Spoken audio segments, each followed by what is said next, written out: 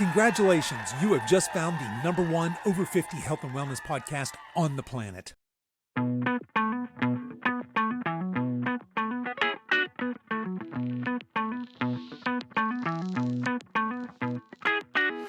Hello and welcome to the Over 50 Health and Wellness Podcast. I'm your host, Kevin English. I'm the founder of The Silver Edge, and our mission is to help you build and maintain a lean, healthy body that you love for the rest of your life, so that you can show up in the second half of your life as the healthiest, strongest, most vital version of yourself. Today we have another episode of the Coach's Corner, so no guest, it's just me, and we'll be back next week with our normal interview format. But this week, I want to answer a listener's question about protein consumption, and then we have an interview featuring one of our clients, Nancy, as well as her coach. So Nancy has been working with Coach Monica for the last 5 months, and I have them on the show to talk about their experience over the last few months of working together. Now, since I'm interviewing one of our clients and one of our coaches today, I'll spare you the ad read here about our coaching services, but just let me say that if after listening to this episode, you'd like to learn more about how you could potentially get results like Nancy's, you can learn more by heading over to silveredgefitness.com, and you can click on the coaching tab at the top of the page, or you can always shoot me an email at coach@silveredgefitness.com. Okay, enough of that. Let's get on with today's show. Okay, I want to start today with a listener question. This is from Kathy. So Kathy wrote in, quote, "I've listened to your podcast on intermittent fasting. I'm curious if you could let us know how you get all of your calories consumed in 12 hours. Can your body process more than 30 grams of protein at one meal?" End quote. Kathy, thanks for sending this in. These are great questions. So if you're new here, or maybe you missed the last couple of episodes, we did, I think, a couple of back-to-back episodes on intermittent fasting. Seems to be a very popular subject. And in that episode, I mentioned that I personally do a 12-hour fast. Basically, what that really means in effect is I don't eat after dinner. So let's say I finish my last meal at 7 o'clock at night. I don't have my first meal until 7 o'clock the next morning. So that would be how I practice intermittent fasting in my personal life. So the question is, how do I get all of my calories consumed in 12 hours? Now, I'm assuming that I'm not assuming. I know that Kathy has listened to past episodes. She's probably heard me say things like my maintenance calories are 3,600 calories. At one point, I was eating over 4,000 calories. I've talked about that here on other Coaches' Corners, how that's very difficult for me. In fact, I was smashing half a pint of this gelato, and the reason I chose that brand and that type of ice cream, and even the flavor, the sole determining factor of which one I picked out of the ice cream aisle was how calorie dense it was per serving. I was just having a really hard time hitting 4,000 calories. Now, if anybody's curious, I'm no longer eating 4,200 calories. I'm back down closer to my maintenance. I'm probably eating around 3,700 calories at the moment. But that is a great question for people that are doing intermittent fasting, especially those of you that you'll hear people talk about eating in an 8-hour window, or more commonly a 6-hour window. And some of you crazy people are eating one meal a day or eating in 4-hour windows. And that would be really, really tough if you had, say, aesthetic goals or muscle building goals. It'd be really hard for you to get in all of those calories in that short of a window. Now, the way I get 3,700 calories, or potentially 4,000 calories, however many calories I'm eating, into 12 hours is pretty basic, right? I eat 5 meals a day. I have first breakfast, I have second breakfast, I have lunch, I have a big afternoon snack, and then I have a big dinner. And when I say I have first breakfast and second breakfast, I don't mean I have a mid-morning snack. I mean I eat 2 big-ass breakfasts. And I need to in order to hit my personal calorie goals as well as my protein goals. We're going to talk about protein here in a minute. And I am personally trying to hit 200 grams of protein every day. And the only way I can do that in a 12-hour window, or for that matter, any window really, is to hit the ground running. So I love breakfast. As you can tell, I eat 2 of them. I eat a big breakfast, and I get ahead of the game with my protein right out of the gate. So I eat a large protein-centric first breakfast. Very often I'll work out in between first and second breakfast. So second breakfast might be a little kind of carb heavy. And then I eat lunch. And usually for my snack is some sort of a protein, fruit, nut, sort of a smoothie. Maybe I throw a little bit of Greek yogurt in there, whole milk, something like that to get the calories up. And then I eat a big dinner. So that's what I personally do. That's how I get all of those calories in 12 hours. When I'm eating sub 3,800-ish calories, that's a lot of food.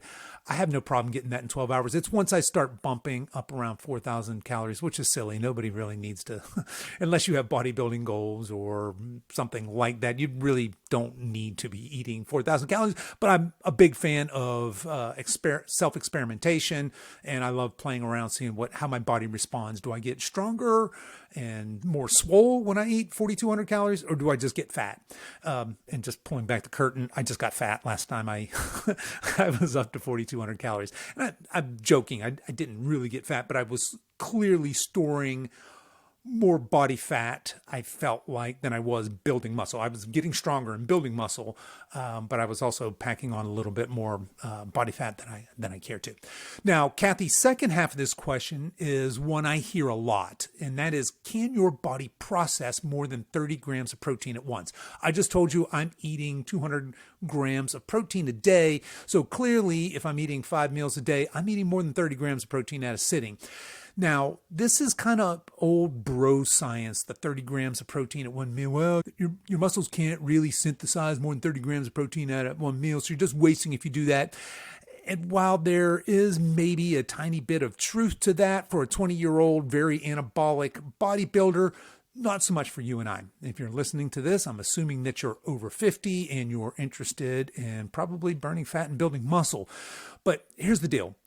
Our bodies, or specifically our muscles' ability to sense protein decreases as we age. We can absorb protein just fine. It's just our muscles' ability to sense that protein. I don't want to get too nerdy here, but protein is made up of amino acids, and you may have heard the BCAA, the branched chain amino acids or essential amino acids. But one amino acid in particular is of interest for those of us over 50, certainly as we get into our 60s and 70s, and that's leucine. And when we're young, we can get away with eating a small amount of protein in one meal, and we can still get a robust nutrient sensing muscle response. We can get this anabolic response, but this changes, as I said, with age and also with obesity. So here's the double barrel of trouble for those of us 50, 60, 70s. If we are under-muscled, meaning we're primarily sedentary, or we're not participating in some type of resistance training, weightlifting, strength training, something like that, and we're obese, then we're in a very unhealthy place. So the question originally was, can your body process more than 30 grams of protein at once? Really, 30 grams of protein should be our minimum amount per meal. And again, I don't want to get too nerdy here on this episode, but we need a minimum of 30 grams of protein per meal, because remember, I just told you that leucine is one of the amino acids that's very, very important for those of us as we age, for building muscle. Well, every 30 grams of animal-based protein contains about 2.5 grams of leucine, which is the minimum amount needed to stimulate muscle protein synthesis. So really the optimum amount of protein that we would want to eat in one sitting would be above 30. So for you ladies, maybe 35 to 40 grams of protein at a sitting. For us guys, closer to 50 grams of protein per meal. Now, if this kind of sparks your curiosity, or if you'd like to learn more, I would strongly advise going back to listen to a podcast episode I did with Dr. Gabrielle Lyon titled Muscle is the Organ of Longevity. That was all the way back in, I think it was August of 2021, but definitely worth a listen or a re-listen. I originally published that episode back again, like I said, I think it was August of 2021. I've republished it since. It is far and away the most popular episode. I haven't checked that in a while, but the last time I did a ranking of podcast, she was head and shoulders number one. She pulled pretty far away from the number 2 episode. So a wildly popular episode, but I was going to say she and I geek out, mostly she doing the geeking because this is her area of expertise, but definitely worth checking out. I'll drop a link to that episode in the show notes. You guys can find that. Let's see, this is episode 219. That'll be silveredgefitness.com/219. Social media shout out. So my social media shout outs before we get to the rest of the show today, I've got two for you. We'll get through these pretty quickly here. For my fitness shout out, I guess it has to be Dr. Gabrielle Lyon, right? I mean, we just talked a lot about her. That was, like I said, the most popular episode we've had here. You guys can find her on Instagram at Dr. Gabrielle Lyon, and that's DrGabriellelLyon. If you're not familiar with her, definitely a great follow. She's doing a lot of cutting edge research on muscle-centric medicine, muscle being the organ of longevity, tons of cutting edge research there. So strongly recommend you check that out. For my personal social media shout out, I hope I don't offend anybody, but I really like the Babylon Bee. So the Babylon Bee, if you don't know, their tagline is fake news you can trust. So this is a fake news site. It's satire. It's smart ass satire. It's my style of humor, though. I think they're quite humorous. You can check them out at the Babylon Bee over on Instagram. And again, I'll throw both of those into the show notes. That's silveredgefitness.com/219. Okay, so with that out of the way, here's my interview with Nancy and Coach Monica. Monica, why don't we start with you? Do you mind introducing yourself and telling the listeners who you are? Well, hi, everybody. I'm Coach Monica. I've been working here at Silver Edge Fitness for a little over a year now, I believe. Wow. I'm also program manager for us, which means I do a lot of behind the scenes programming. We have our famous 21-day challenges that we run online and Facebook. We do those 2 or 3 times a year. So I'm the mastermind behind all of those. I had so much fun with it. I have been a nutrition coach for 4 years now, and an exercise coach for a little longer than that. 4 years on that. We'll say 3.5 years on that, on the nutrition side. But loved every minute of it. I've really enjoyed working here at Silver Edge Fitness with Kevin. So yeah, that's me in a nutshell. All right, fantastic. And we've got a friend of yours here today. So I've got Nancy Flynn Buddy here. And Nancy, why don't we start with just some of your background? Tell us a little bit about just how you grew up. Were you an active girl? Not so much? What were you like kind of growing up? Well, I grew up in rural upstate New York, youngest of 6 kids. So just busy family life, big garden, far from town and friends, a lot of time outside. And I really tried to get away as fast as I could to the real world. I was an exchange student for a year in Brazil when I was 17, but did, as many kids do, boomerang back to that same area to raise our family. I met my husband in college. We were married when we were 24, and we had 3 kids, and we did raise them in that same rural area. And then we were empty nesters, post-college empty nesters by about age 55. And we left upstate New York and relocated to Galveston, Texas on my 60th birthday.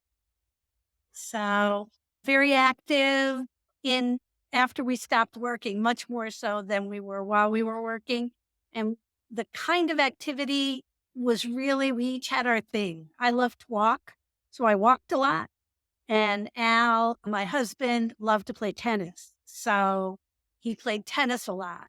So not a lot of diversity in activity, but we did try to stay active. And what about nutrition coming into this program? How were you eating? Did your weight fluctuate through your adult years? Have you struggled with weight loss, or what has the nutrition and diet side look like for you? So I am right now today, thank you, Coach Monica, at the same weight I was when I got married at 24. Right on. Between here and there, it gradually went up. And you just sort of think, well, that's just the way it is. That's what happens. I did do Hmm. diets from time to time, but nothing particularly life altering that I stuck with. I was never in an alarm situation with my doctor, but I was just inching up gradually. And probably at age 60 was the highest I had ever been, and about just less than 30 pounds more than I am now. As far as nutrition, my mom was a home ec teacher. She was not only a big cook, but she also was very frugal. So a lot of garden, from time to time, raised our own beef, that kind of thing. Was instilled with good values as far as nutrition, and always tried to eat well. But of course, nutrition guidance has changed a lot in the last 40 Mm. years. And so I think sometimes now about some of the things I gave my kids, and it makes me shudder. All good intentions, but there was processed food, a lot of processed food that was convenience oriented and also economically, made sense when you're trying to Sure. raise a family. As we moved into later life, we were conscious. We are never big dessert eaters or processed food eaters. Not that we didn't eat any, but the one thing that we did do was happy hour almost every day. And so I think that's something that socially we just didn't see anything the matter with. So I wouldn't say my nutrition was bad. It was certainly well intended. I wasn't making excuses. I just didn't know any better. Thanks for sharing, and love to hear that you're at the same weight today as you were when you got married. I think a lot of folks would certainly love to be in that position. Now, Nancy, how did you hear about the Silver Age? How did you find us and eventually find your way to Coach Mike? Well, my husband passed away from pancreatic cancer in the spring of 2022. And initially, you're sort of frozen and you're just kind of getting day to day. But eventually I started to really ask a lot of questions, not only about what had happened with his health journey that could have been different, but also about my own health journey and what I should be doing differently. And what brought me to you guys was that I had had some migraines and some pains in my upper thighs. And I went to my primary care physician and they said, "Oh, your blood work looks pretty good. Move more, eat less." And I was like, "No, that's not enough. I got to figure this out." And it happened to be that I was taking a road trip to Florida to see family and discovered podcasts. And so I started listening to podcasts about all kinds of things, a lot of them about my husband, again, passed away from pancreatic cancer. And I was very curious about cancer and warning signs and that kind of thing. And I listened to your podcast with Dr. Nathan Goodyear on oncology and really got a lot out of it. And that then I just started listening and listening. And, it's a long drive to Florida from Texas. So I got to listen to lots of podcasts. And when I got back in Texas, I thought about it and I decided I was going to give you a try, or at least see if you would give me a try. And so I reached out to you and you connected me with Monica. Yes, yes, I did. All right. Well, when you reached out to us, what were your goals? What did you want? What were you hoping would happen? I wanted to be healthy. I had been on Weight Watchers since that doctor's appointment, which was probably a month before I talked to you. I had lost some weight, quick loss Weight Watchers, and I was feeling pretty good about my weight. I told Monica, I don't think I really need to lose any weight. I just want to get strong because I had this husband and 3 boys and haven't lifted anything in a very long time. And so I just wanted to get strong. And I think my initial goals, I don't know, Monica might remember, like I wanted to be able to do a pull-up and I wanted to be able to do things like that. And I had committed to doing a walk on the Wales Coast Path. And I wanted to make sure that I was strong enough to walk 80 miles in June. So I think those were my initial goals. Monica, do you remember anything else? I remember the very first time that we talked together, and you said, I have never been strong in my life. You said, I've exercised, and you had been. When you came to me, you were doing yoga. I think you had a community gym that you were working out in a few days a week. But you said, I've never been strong. I've never felt strong. So I feel like that was our number one goal. Yeah, I really hadn't been to the gym, but I would have been afraid to go into a gym. Now I'm not afraid to go into a gym. But yeah, I had done yoga I thought that was a really good grief and trauma thing to do. And so I had really gotten into yoga quite a bit. That's true. So yeah, I mean, when Nancy came to me, her nutrition looked really good. She was eating a lot of the right things. We just had to fine tune it a little bit. We started out with just concentrating on eating enough protein, getting enough fiber, drinking enough hydration, water, drinking enough, getting enough hydration every day. So we just kind of fine tuned the nutrition. Now with Nancy, the primary thing we really looked at from the get go, and actually through the whole 5 months that she's been with me, has been her workouts. So we started her out with an easy workout. It was just dumbbell and bands. We started out with 2 pound and 5 pound dumbbells. That's what she said she had, and some bands. So I made her a workout. We put it on the app that we use. We have a phone app called Trainer Eyes. It takes her, leads her through the workout, has timers on it. It's really great. It's an awesome program. We got her working out 3 days a week with resistance training. She was still doing the yoga, and I think she's still doing yoga to Right. this day. Yeah, she's shaking her head, yes. So, but continuing with the yoga, but started her out with 3 resistance workouts a week. And it wasn't long until she had to buy heavier dumbbells because the 2 pound and the 5 pound dumbbells weren't enough. She said, "Oh, I can do so many more reps in this." I said, "Oh, it's time to get heavier weights." Yeah. So we progressively made her harder workouts, went up in weight through them. And she did have this goal. When we started working together, it was the very end of March. And this is August when we're filming this. So I've been working with her for 5 months now. And she says, "Well, I've got this goal in the summertime. I'm going to do this walk around Wales in Great Britain." I said, "Well, that sounds like an awesome trip." But it's all walking. So she would be traversing up and down hills and walking uneven terrain and walking up to 20 miles every day. So we needed to make her workouts training for this walk. I think the walk was in mid-June. So we had a couple of months there to ease her into these workouts, to get her where she needed to be. And I think I'm going to let Nancy tell you about if she felt like she was ready for her walk or not. Yeah. I mean, I had been walking, but I live on Galveston Island. So, changing terrain meant I was going up and down stairs.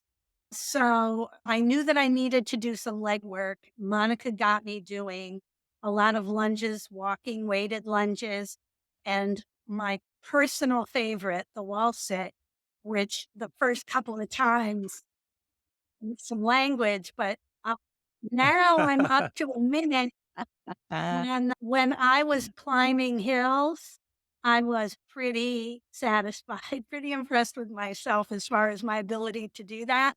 So a lot of lower body work, but also, I mean, what was happening was my body composition was changing.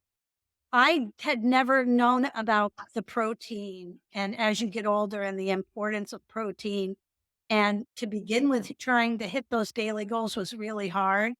But once that I was eating the protein and my body composition was changing so dramatically, I mean, Monica, I looked this morning, I'm down 6 inches on my waist, and that's 10 pounds is all I lost. So it's all recomposition of my body.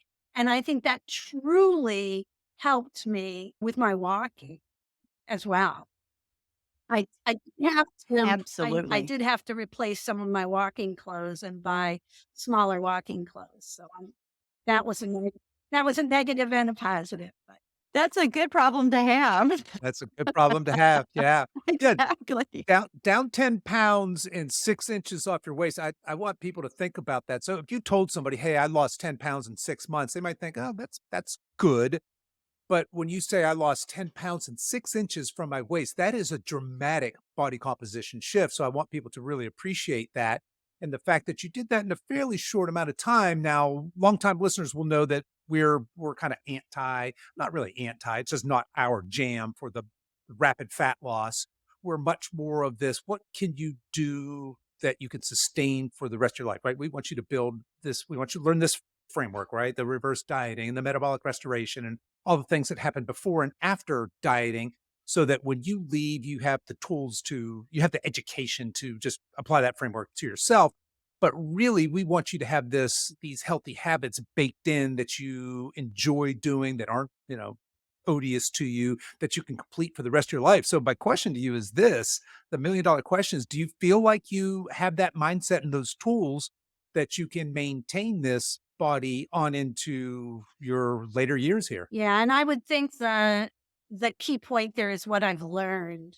I've learned so much about macros and the composition of your diet, protein and satiety, and balance. And once that you conquer the balance piece, that's what makes it possible to take it through.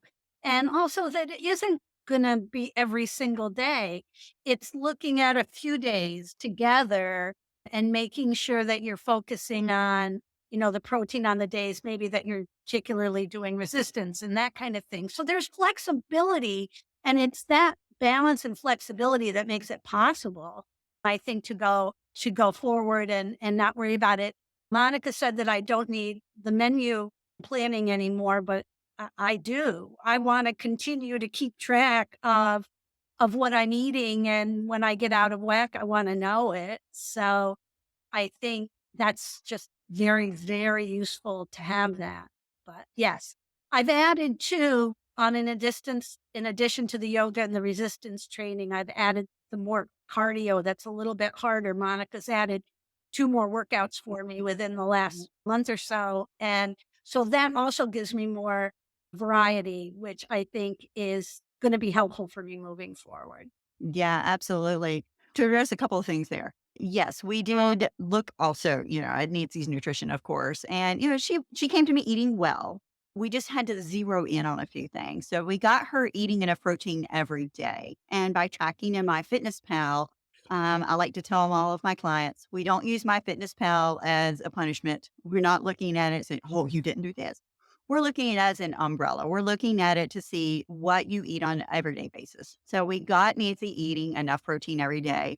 We got her eating nuts every day. We got her eating to making sure that eats enough fiber every day. And those are long-term things that you can do, to easy things that you can do every day to help your future self, so that you are going to age where you need to be. Just those simple things every day. We got her tracking her sleep and making sure she gets enough sleep every day, because if you don't recover your body, you're not going to be able to exercise as well. You're not going to be able to build muscles well, stress, the whole thing. We looked at all of it. Let's see, we talked about workouts. So we did just add in a couple of other types of workouts. So in addition to Nancy's 3 days of resistance training, she now has 1 day each of a sprint interval type workout, where she's working very, very hard for 2 minutes, and then she has a few minutes of rest period there. And then we have another workout where she's working very, very hard for 7 to 8 minutes of time. And then she still has her walking. That is awesome. The walking is the long term, 30, 45 minutes, and maybe even an hour. She's out and about somewhere that she really wants to be at. But that way you're working all sides of that cardio engines of your body. All of that needs to be addressed as well. So, I Yeah. would say too yeah. that my Fitness Pal is not just for the accountability, but it's for the planning.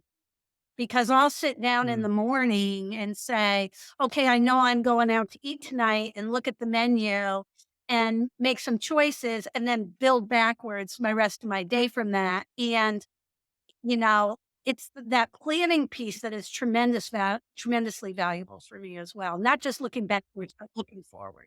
Yeah, absolutely love it. Well, Nancy, I've got a question for you. So you mentioned that you've been here. It's almost been 6 months.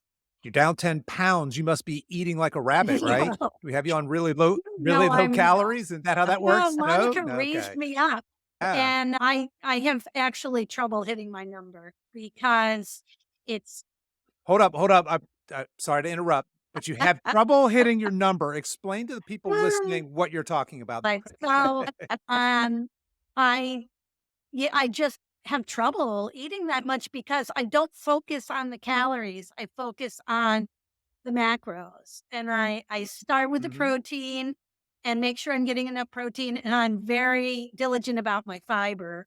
And so you're done with your fruits and your vegetables and all your protein.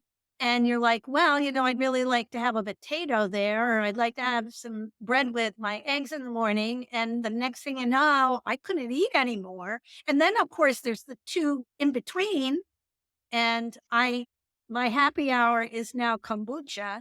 So I have that, which isn't high calorie, but that's what I sip on during happy hours. So it's just kind of hard to hit the number. And frankly, and Monica and I have talked about this, you don't feel like eating sugary dessert. You don't feel like eating lots of bread. And I have completely, which my friends would find very hard to believe, lost my taste for alcohol. So, you start removing those things because you don't feel like them, and the calories get very easy to manage. Fantastic. Absolutely. Yes. Yeah. I want to make the point that that's what's sustainable, right? I think what happens so many times is people go on a diet, they get really, really low calorie and they lose weight because that's what happens when you go on aggressive diets, but they stop dieting at the end of that diet, right? Because it's not sustainable.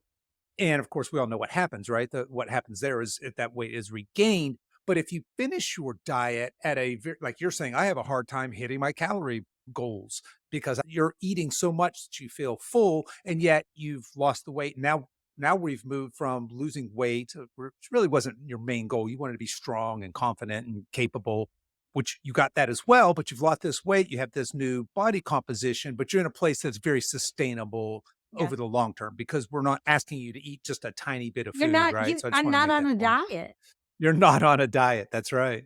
Yeah. And the key word there was what you said, Kevin, was sustainable. I mean, I have clients, other clients, not Nancy, who came to me and they're eating 1,200 calories a day. Hmm. And I'm sorry, but eating 1,200 calories a day is not good for your body. At that time, at that point, you've wrecked your metabolism. It's running so low that your body is just holding on to every single calorie it can, and it's not sustainable. So that's that key word you said there. Sure. You can't run on 1,200 calories forever No. and be healthy and live till you're 105 years Well, that's old. it. You Yeah. throw the Yeah. age component in there. You can't not eat your protein and maintain your muscle mass. And then Right. you're just going to get weaker. And so forget about the calories completely and say, I don't want to get weak. I want to be able to lift my grandchildren and do those kinds of things. So yeah, Absolutely. shifting that focus, Absolutely. definitely. And Monica was Mhm. excellent at hearing me and helping to move me along that path. Fantastic. Well, Monica, let's see. So what happens here when somebody like Nancy's come in here and she's been a rock star client for you. She's coming up on her 6-month term. What's going to happen? Oh, she has been so much fun to coach. I have enjoyed every minute I've been with Nancy. We feel like that, when we have our sessions that we're talking, oh, we just have so much fun. I look forward to them. I think Nancy right now is in a place where, I hate to say this, she doesn't need me anymore. And this is actually the place that I want all of my clients to get to is to where they don't need me anymore. They are sustaining. They're in a place where they can keep this up for the rest of their lives and they don't have to have me anymore guiding them. They are self-guiding now. They are on their own. They're able to steer their own ship. Now, I would love to keep her as a client, but I think she's going to be graduated. Now, we are working on kind of a long-term, like a month-to-month thing in our coaching app where she can have access to all of our library of exercises. So she could keep on right with her workouts, still do everything like that. Maybe once some time a month check in with me would be great. Just say, hey, how are things going? Just touch base, see how things are going with her. But that's kind of our we'll call it our graduate school, I guess, Yeah. And Yeah. I would maybe. just say that as far as, when someone goes to look for a program like yours, of course, they're afraid of the sales. They're afraid of the push. And I have never once felt that. And now to be at this point where, well, we'll sell you this then, and we'll sell you. There's none of that. It's just been, an honest, very healthy exchange. And, I think having access to the library would be very valuable going forward because while Monica and I have talked about how to adjust my workouts as I move forward and can do more, there's going to come a point where I'm going to want to say, yeah, but what about this or what about that? And I do think that's a very valuable resource. Mhm. That product's very close. By the time this releases it, let me think. Yeah, that by the time this releases, it may be available or should be very, very close. But yeah, I 100% agree. And I love that you mentioned the part about being salesy and pushy and hey, here's your upsell, right? Right. I try very hard as an entrepreneur to walk that line. I mean, obviously, I've got coaches, we got to pay them, we have bills, we have to pay all these things. So we need to be a viable business, but there's so much that's broken with the nutrition, health, fitness industry, and we want to be different. We want to rail against that. And I think we do a decent job of that. And it's clients that like you that are really what we're looking for, right? We want people that are in this for some sort of long-term health gains, as well as whatever their I don't want to diminish body composition change, right? If somebody wants to lose weight or they want to build muscle or they want to feel comfortable and confident at the beach in their bathing suit. Those are fantastic goals, but we're really looking for those people that are striving for this real transformation, this long-term permanent transformation. You've been an outstanding student in that. And I will say that 6 months is most of our folks do not graduate in 6 months. You've done a really good job of Yeah. picking this up and really running with it. Yeah. Most people are more like 9 months. Yeah. Our average is It is 11 months right Yeah. usual. now. So for clients, yeah. And believe Yeah. me, Yeah. you may say I'm graduating, but I'm not. So You're not for going me, anywhere. my sleep goals have not been met. I'm still working on that. A lot of that I think is related to my loss, but Yeah. I think that, it's important to say I may not need Monica as often as I have needed her, but I'm still on my journey for the rest of my life. That's it. I love it. Absolutely. Yes, you are on a lifelong journey. And I was just your guide to get you started, to get you pointed the right direction, to be able to show you how to steer your own ship. And you're there. Yeah, Yeah. it's exciting. Yeah. Something else I like to tell all of my new clients is my job is to make it where you don't need me anymore. Yep. I'm not going to be something, and I'm not a salesy person. I'm a coach. I think Nancy will agree with that. But that's my job, is to make it be where I'm setting you on a course, steering you the right direction. I'm teaching you how to do this on your own, where you won't need me anymore. Yep. Then my job is completed. And then I'm able to go on to the next person who needs help. And I also want to make sure that people don't think they have to have these specific goals because sometimes it can be kind of broad, like I want to be healthy or I want to do the things I need to do to move forward, but I don't know what they are. I think sometimes, we think, well, I better have a goal. But the thing about a goal is you reach it and then what? And I think the goal being more broad is really helpful. And some things I didn't know, like I had been fighting with plantar fasciitis. And I was probably 3 or 4 coaching sessions in. Told Monica about it. And I listened to a podcast that you had done with Foot Doctor and tried a couple of things. And I don't have it anymore. And I'd had it for 2 years. So Wow. things that you don't even realize you can address once you start to really think about it. Yeah, I assigned to Nancy. We have a little program in Trainerize specifically for plantar fasciitis and other foot issues. And it's just a small, I don't know, 10-minute workout a day that you could do. But I assigned it to her as just an add-on workout. And I said, okay, let's try this. Do it several days a week, if not every day.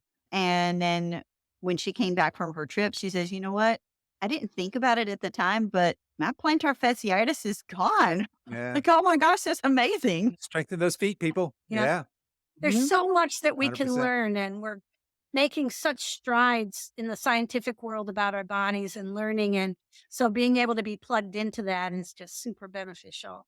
Yeah, I love that idea of being plugged into your body, listening to your body. There was a guest early on who talked about, he was a competitive CrossFitter, and he talked about when his body whispered, he had to learn to hear that. And I was like, holy moly, man, that is really plugged in, because most people's bodies are Yeah. screaming at them and we don't hear it, right? We're deaf to that. Or So really being medication that plugged makes in. us deaf to it. Yeah, that just blunts it. Yeah, 100%. Well, Nancy, we just talked about, we're kind of joking, you're graduating, we're pushing you out of the nest. Where are you going from here? What's on the horizon for you from a health and fitness I'm perspective? just gonna keep on keeping on. I mean, I have a list of goals. They're functional goals. Putting a 25-pound suitcase in the overhead, I can do that. Treading water for 10 minutes and getting myself out of the pool without using the ladder. Standing up from the floor from a cross-legged position. Picking up a 30-pound grandchild.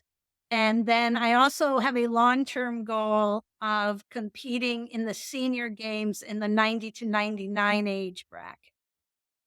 So Right those are on. those are Yeah, I my love it. goals. So Those are awesome goals. I want you to stay in touch with us. So as you check all of them off, we will know about it. Yeah, we'll cheer you on. thanks. Thanks. Yeah, 100%.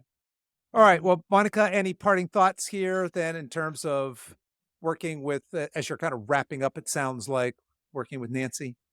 She's been so much fun to coach. I really have enjoyed it all. And it's been so much fun watching her progress.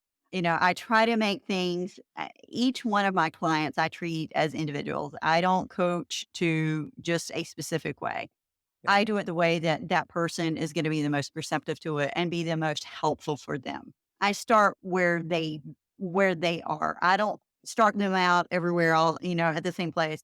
I start where they are currently, and we build up from there. You know, I always ask for progress, not perfection. It doesn't, like Nancy was saying, it doesn't have to be 100% every day. Progress, not perfection. We are always looking up. We're never looking back. Yeah, right on. Yeah. Yeah. And this Yeah. isn't a program that you commit to and then you do. It's something that you live your life and do. And I think that's really Yes. a good takeaway too, is this isn't like, okay, I'll do this for 6 months. No, no. I'm figuring out how to do this for the rest of my life. Thank you for bringing that up. That is an excellent point. That's 100% what we hope, what we want, right? We don't want people to come in for 3 months, 6 months, 9 months, even 12 months and work on a project and then leave and say, well, I'm done, because you're just beginning. I'm just beginning. Monica's just beginning. You're just beginning. We're all on this journey, right? It's a lifelong journey to be, like you said, what would it look like to compete in the senior Olympics in the 90 to 99 age bracket? How amazing would that be to have that kind of health and vitality at that age, right? Yep. Wow. Could you imagine really doing that? That needs to be our goals, Kevin. Sure. No, I'm down. Yeah. Let's go. Let's do it. Let's go. That's right. We have new goals now. Yeah. All right. Well, Monica, I want to personally take a moment just to thank you. You do a great job with all your clients. I am so blessed to have you on our staff here. You're a fantastic coach. You're a great program manager. You talked about those 21-day challenges. We get rave reviews from those every time we do them. Nancy, I want to thank you so much for being a client and for agreeing to come on the show, and just for all of your hard work and for sharing your message, being open and vulnerable to share your message. I think you're a great ambassador for exactly what we talk about on this show every week, healthy Well, aging. thank you guys very much. Thank you so much. And I just can't wait to see what Nancy accomplishes in the next 6 months, because what she's done in the past 6 months, I just can't wait to see what she does in the next 6.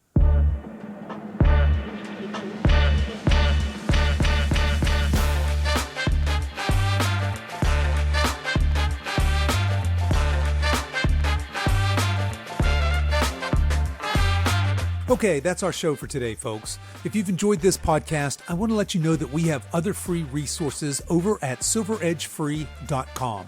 There, you'll find our free guides with our top tips on nutrition, exercise, and healthy lifestyle to assist you in your weight loss and fitness journey, so feel free to head over there and download anything that looks useful to you. I'll put links to everything we talked about in the show notes, and you can find those over at silveredgefitness.com/219. As we wrap up our time together today, you can show your support for this show in two important ways. One is to tell a friend about this podcast and encourage them to give it a listen.